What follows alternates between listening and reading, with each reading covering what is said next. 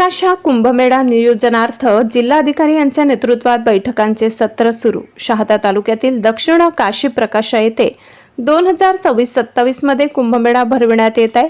या अनुषंगाने नंदुरबार जिल्हाधिकारी डॉक्टर मिताली सेठी यांच्या अध्यक्षतेखाली जिल्हाधिकारी कार्यालयात बैठक घेण्यात आली। बैठकीला प्रकाशा ग्रामस्थांसोबत आमदार चंद्रकांत रघुवंशी होते।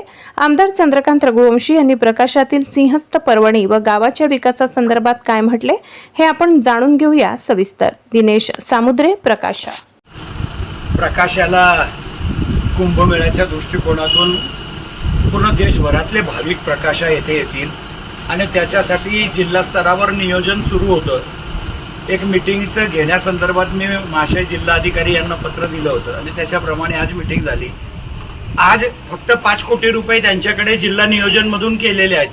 त्या 5 कोटी रुपयामध्ये सुद्धा गावकरी जे गावोपयोगी कामं सांगतील तीच कामं घ्यावी। कोणीतरी बसून कुठेतरी चेंबरमध्ये सांगायचं आणि हे करा, त्याच्याऐवजी गावाला प्राधान्य द्या। कारण भाविक गावात येणार आहे, मंदिरावरच येणार आहे आणि 2 मंदिरांच्याही ठिकाणी जातात, त्याचे रस्ते आणि परिसराचं सुशोभीकरण हे महत्त्वाचे काम आहे आणि त्याच्यासाठीच आज जिल्हाधिकारी मॅडमांनाही विनंती केली। उद्या सकाळी अधिकारी जातील आणि गावकरी जे काम सुचवतील तीच कामं कुंभच्या याच्यामध्ये झाली पाहिजे। वरिष्ठ पातळीवरून शासनाकडनं सुद्धा निधी आणायचा प्रयत्न करतोय।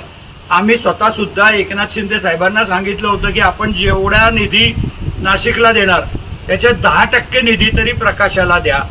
त्याचा आकडा बी फार मोठा होतो, तेवढे पैसे देणार नाहीत आपल्याला माहिती आहे, परंतु मागताना कधीही कमी पडायचं नाही, जास्तच मागायचे। मग जे येतील ते, पण प्रकाशाचं कुंभच्या निमित्तानं कायापालट झाला पाहिजे अशी आमची अपेक्षा आहे आणि ते पण गावकरी ठरवतील तीच कामं झाली पाहिजे। याच्यासाठी आजची मीटिंग होती। सर्व गावकऱ्यांनी सुचवलेलीच कामं घेण्यासंदर्भात निर्णय झाला आहे आणि भविष्यामध्ये ती कामं चांगली, आज 5 कोटीची का असेना, पण ती कामं चांगल्या दर्जाची गावकरी करून घेतील अशी अपेक्षा आहे। धन्यवाद।